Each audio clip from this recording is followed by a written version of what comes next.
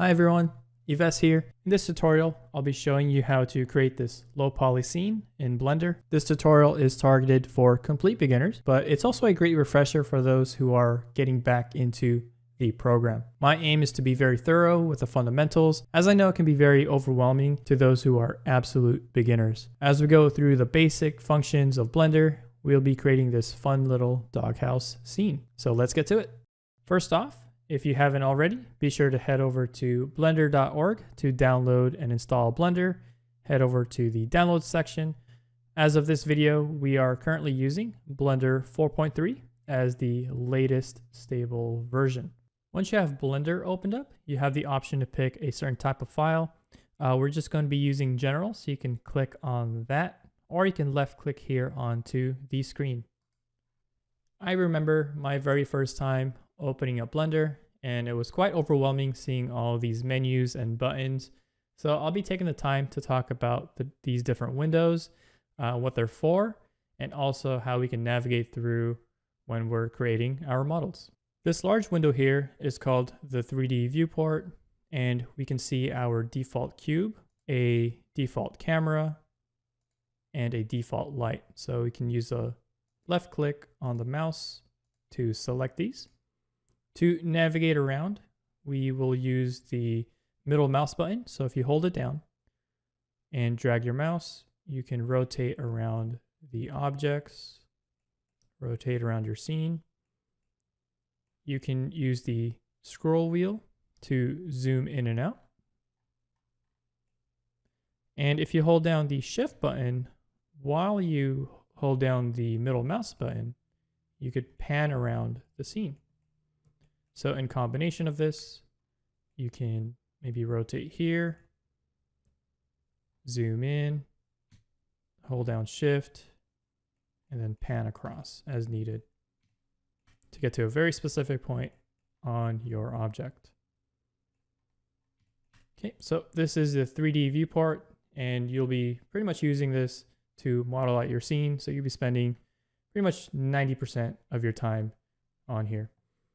These other windows, so this smaller one here on the top right is called the outliner. This is basically where you'll find a list of the objects in your scene. You could also think of it like the layers in a 2D program such as Photoshop or Clip Studio Paint. So this is where we can organize our collective objects. If we need to see this a little bit larger, we can hover around the border till we see the two arrows to adjust accordingly. On this bottom right side, we have the properties menu. So with a certain object that is selected, you can see that the options will change accordingly. So for example, on the object here for the cube, we have the option to add a material to it. But if we click on the light, we can see that there is no material properties, but we can adjust the properties, for example, of the light source and light type, or how much power it has. Okay, so we'll be spending a little bit of time on here as well. And on this bottom part, we have the timeline, which is used for animation. We won't necessarily be using this, especially for this tutorial. So a lot of times you could just get rid of this window. And to do that, we can right click and click join down. So now we have this window overtaking that one, and it essentially deletes it for now. And one last thing about the workspaces is right now we are on the current default layout. So there are different tabs here for preset workspaces that we can utilize in the future, such as the modeling, sculpting, maybe even some UV editing once you get into some creating textures and editing textures for your scene, all the way to animation, rendering and compositing, and so forth. You can also hit this plus icon to add your own workspace or duplicate your current if you are needing certain windows for your project. But right now for this tutorial, we'll be mainly using just the layout default space. And with all that out of the way, let's go ahead and start modeling our scene. So from here, be sure you are on object mode. So on this top left on this menu. So in case you are accidentally on edit mode, be sure to go back to object mode. And we're going to be utilizing object mode for this section of the tutorial. To start off, let's go ahead and select our default cube, and we're actually going to delete this. So object, scroll down to delete, or the shortcut letter X. And then we are going to add a different object. So up top, we can hit add, or the shortcut Shift A, mesh, plane. Okay, so we are going to start off with a ground plane here to start off our scene. And then to the top right, you'll find an arrow here to open the sidebar for some information. We can also press the letter N as a shortcut. And from here, while the plane is selected, we can see that the dimensions are 2 by 2 meters. So for our scene here, I'm going to change this to 4 by 4. So this should be a large enough scene like I've created, but it's up to you how large you want to make it. All right. So since we are staying in object mode for this part of the video, we're going to get familiar with the different tool sets that's on the left here. And if for some reason you cannot see it, you can go to view and you can find the toolbar. You can check and deselect this, or the shortcut T, and that will give you the tools. So right now we are on the select tool. Here we can use the cursor to place our cursor in different spots. And we have the move tool, or the shortcut G. So if we were to add, let's say, another mesh, such as a cube, and while we're on the move tool, we can drag these X and Y and Z arrows to move our object. Or if you're on the select, and you could just press G and you can move the object around. All right, so let me delete this for now. And since I moved the 3D cursor, wherever the 3D cursor is at, so I'm holding down Shift and right click to also move it around without being on the 3D cursor tool. Think of this as the spawn point for the object. So if I go to add, mesh, let's say a cone, okay, the center of that cone, or the origin, is now spawned from that 3D cursor. All right, so let's delete this cone. So I want this 3D cursor to be placed right in the middle for now. So the shortcut for that is Shift S, and then you'll have this pie menu. And we are going to select number 1 here, cursor to world origin, and snap it back in place at the very center. From here, let's go ahead and add a cube. So Shift A, mesh, cube, and this will be the main body of the doghouse. But let's open up the sidebar panel. And right now, by default, this is 2 by 2 by 2 meters. And whenever you add a new object, you'll also get this menu here on the bottom left, where we can change up the size. From here, I want to be very specific on the measurement, just so we can have something to scale in the real world. So after some digging around, some doghouses are around 3 feet tall or so in height. So that translates to about 0.9 meters. There we go. So this will be a placeholder for the height and body of our doghouse. Now you'll see that it's right in the middle of the plane. So what we can do here is go to the front orthographic view, or the shortcut is numpad number 1. So, or you can press this -Y, and you can see here we are on the front orthographic. So it's basically a flat view in the front. I'm going to select the cube, and then I'm going to either press move tool, or you can press G to grab, and then move it on up. And to lock it into place, I'm going to press Z so it doesn't move left or right. So I'm going to place it just right above this red line. And you can see it's right above that plane now. Okay, so we have our doghouse and our ground plane. Let's take a look at a quick preview of where we are headed. So we can see that there are multiple objects around our doghouse. We can see some rocks, bushes, trees, and a fence line in the back. So we are going to add some more primitive forms to get these started. Let's start off by adding some cylinders in the back to start off our trees. So here we can move the 3D cursor by holding down Shift and right-click S. Just place it anywhere around here towards the back. And we're going to press Shift A to go to Mesh and add Cylinder. And here we can see that default cylinder has 32 vertices. We don't really need that many for this low poly scene. So let's go ahead and change this to 16 and then left click anywhere on the screen to confirm our changes. Okay, so from here, let's go ahead and scale this in to make it a lot smaller. So we can press the letter S to scale, or we can also go to the scale tool here while this object is selected. And you'll find that there's this white ring around. So left click and drag in or out to change the size. So right now we're just eyeballing it, maybe right around there for the tree stump or the tree trunk. Okay, and then let's go to the move tool or press G and let's move it up above the plane here. And from here, I'm going to go back to scale. And instead of clicking on the white circle, I'm going to just press on the blue part here.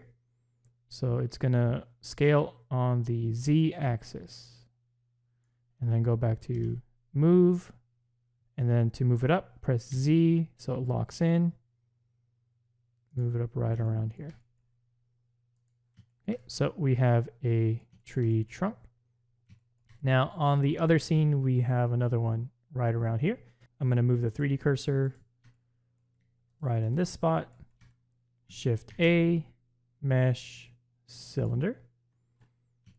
And one thing to note is this menu that pops up when you add a new object. If you left click here, it will disappear. So if you need that menu back right away, I suggest to just delete the object and add it in again. And instead of changing the vertices, let's go ahead and change the radius and depth. So right now it's at 1 meter by 2 meters. Let's cut this in all the way down to 10%, so maybe 0.1. And say for the depth, maybe 0.2. And enter. All right, so from here, GZ to move it up. If we want to reposition this cylinder, let's say somewhere back here, we can select it, press G to move, and instead of just kind of dragging it around, it will kind of float around. So we can lock it into the Y axis and drag it to the back. And then we could also move it left and right on the X by pressing G to move, X, and you could place it left and right. Okay, and from here, we could also use that for scaling. So S to scale, but let's say we just want to make it taller. So S and then Z. So it's only locked on the Z axis. However, let's say we actually want to make it wider. So scale, and then if you do it on the X, you can see that it's kind of stretching it only on the X. So it's kind of a funky oval, or the Y doing the same thing. So what we need to do is not scale it on the Z only. And so to do that, it's going to be S and then Shift Z. And you can see now it is scaling both on the X and Y, but not the Z axis. Okay, so again, that is scale. And instead of Z, it's going to be scale and then Shift Z. So it does the X and Y only. So maybe we'll make this a little bit wider for this tree trunk here. And before we add more objects, let's go ahead and save our project so we don't lose our current file in case Blender crashes. So you can go to File, Save As, find a folder to save your project, name it accordingly. So this one I could just name it Dog House Project underscore, and I recommend adding a number at the end of your file name. That way, when you need to add multiple versions, click on the plus icon here and it will number it accordingly. So pretty cool. So hit Save As and we could move forward. Let's go ahead and add some of the rocks and bushes here. So I'm placing my 3D cursor in this area. Shift A mesh, and for the rocks, we can use a icosphere. And we could scale this in. So S to scale, just make it a little bit smaller. Just place it right around there. Over here, same thing, Shift A, mesh, maybe another icosphere. And let's make this one perhaps just a little bit larger. And later on, we will actually edit these forms to shape them accordingly. But right now, what we're learning to do is to block out our scene. We can also try out a UV sphere. And this is a sphere with quads. So you can see that they are made out of these more rectangular planes, where the icosphere is made out of triangular planes. So this has a lot more vertices, but we'll get into that later. And perhaps this can represent a bush. So placing it right around there. Let's go over to the other side. Shift A, mesh, UV sphere. And this is a lot of vertices, more than we really need. So before I left click anywhere on the scene, I'm going to open up this Add UV Sphere menu. And let's cut these into half. So segments, 32 into half is 16. And then for the rings, let's put 8. There we go. And shrink it down by S. Left click. And here we have our other bush on the other side. I'm going to add another icosphere. And I could also mess with the subdivisions here. Maybe just 1. Or even more, maybe 3. Actually kind of like this one here. Although this is kind of like pentagon shape, but we'll try it out. So shrink it down. Maybe this will represent a rock. And you could add as many of these as you want. This will probably be the last rock I'll add on here for now. So icosphere. And I'll go back to 2. Shrink it down. And I'm going to move it GY, GX. Now, instead of putting it GY and GX like one by one, I could actually move it on the X and the Y by pressing G and then Shift Z, kind of like that we did on the scaling. So it's not moving on the Z axis, it's only moving on the X and the Y. So again, that's G to move, Shift Z to cancel out the Z axis, and I can slide it around on the X and Y. Okay, so perhaps I'll place it there. And I actually want this one a lot smaller.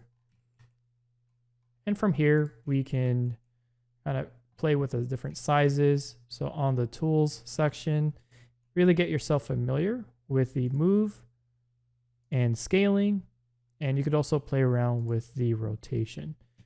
So let's say I want to rotate this around. You can see all of these different circles on the icosphere when I select it while I'm on the rotate tool. And if I pull on one of these, it'll rotate accordingly to the corresponding axis. Okay, so you can play around with this. Or if you're on the select tool, you can also rotate and lock it by pressing, let's say, Z, and it's only rotating on the Z axis or the X axis or the Y for that. So go ahead and play around with these 3 tools, get familiar with it as you are adding more and more of these primitives. Before we finish off this tutorial section, let's go ahead and add a few more primitives to our scene. So we will need a cylinder for the doggy bowl. So let's add a cylinder. And for this one, I'm actually going to bring it back up to 32 vertices, as we want this one a little bit smoother looking. I will bring it up on the Z axis, scale it, Shift Z, make it a little bit wider, and let's go ahead and scale it on the Z axis, and then bring it down like so. Right around there, just kind of eyeballing the size based on our doghouse cube here. All right, so let's add a section of the fence, and we're actually going to use a cube for this to start off.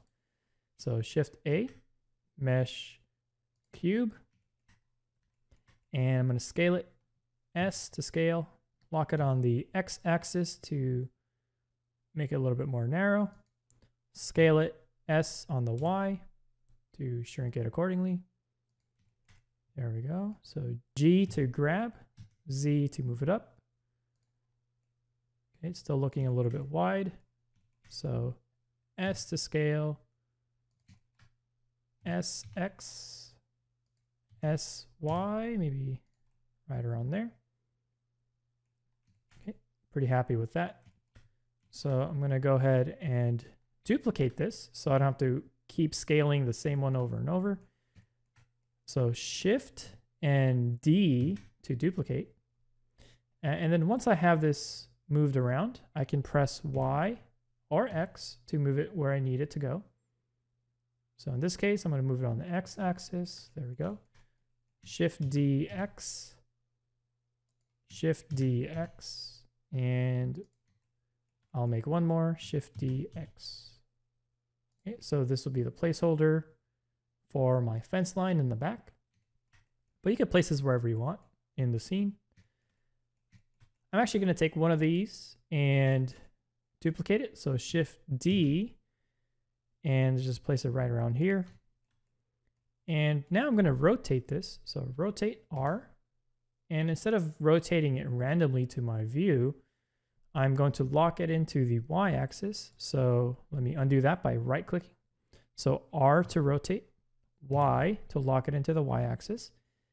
And instead of picking a random spot, I'm going to go ahead and rotate it by 90 degrees by pressing 90. So 90. Or I can also do it on this panel. So rotate to 90 degrees on the Y. All right, so this is for the fence bracket. And we need to make this a lot longer. So scale to the X, there we go. G, and then X. Maybe I'll move it up, scale it, maybe make this one a little bit skinnier. And you can have 1 or 2. So for this one, I will just have 1, but if you'd like, you can duplicate it, Shift D, move it down Z, and you can have 2 if you'd like. All right, but I'm going to keep mine to just 1 for now. All right, and the fence is coming along. All right, so the last bit I need for now, before we get into edit mode, are some primitives for the trees themselves, where the leaves would go. Now I can place the 3D cursor by shift right clicking. However, it's still a little bit random. All right, it's not precise.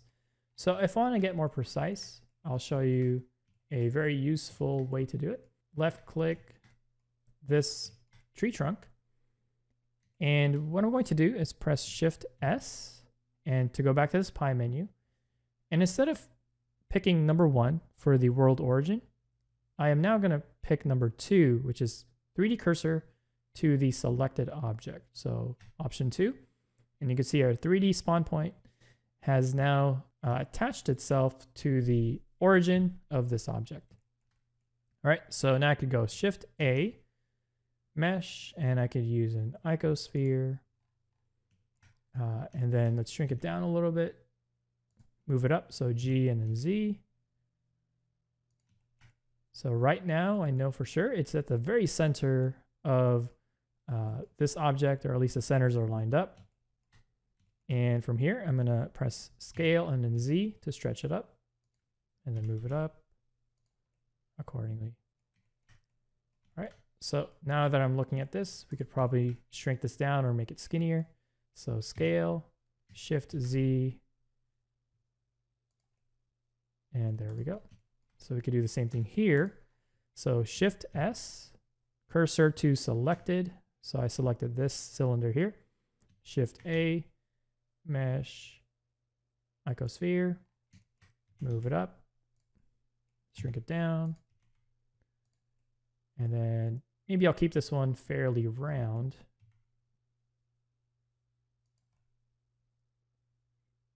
And I'll make some edits here so that it's not running into that fence too much. And one last thing before we end this section of the tutorial, let's go ahead and organize our scene collections. Since we've been adding a lot of primitives, things have gotten a bit crazy over here in the outliner.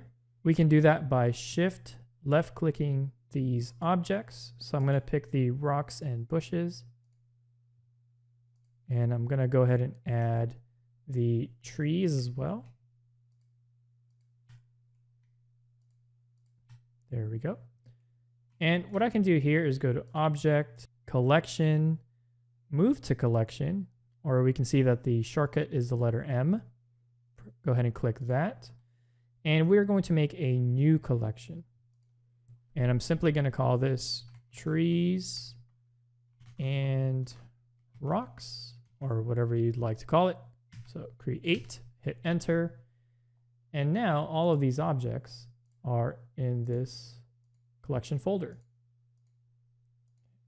So if I uncheck this group, you can see it kind of disappear, making it invisible. I'm also going to select the light, which is right around here, and the camera. So Shift left click. I'm going to press M, new collection, and I'm just going to call this scene. I'll be utilizing those later. So I'm going to click on this check mark for now, as I don't need them at this moment. Let's go ahead and select these fenced areas.